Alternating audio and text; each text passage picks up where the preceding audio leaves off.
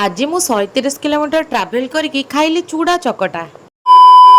किछि दिन तले मु जाइतली भद्रक गोटे कामरे आ ब्रेकफास्ट करिया अटकी जाइतली एई जगारे आ एपटे मौसा देखंतु रुटी बेलुचंदी आउ जने भाई कोइला आंचरे पूरा घर भलिया रुटी बनाउचंदी। एठी आपनको मिठार बहुत भेराइटी मिल जो जेमति कि रसगोल्ला, खस्ता लड्डू, छेना गजा, क्षीर गजा आउरी भी बहुत किछि। आ ब्रेकफास्ट रे आपनको मिल जिवो तड़का, डालमा, घुगुनी ता सहित गोटे मस्त वाला आलूदम।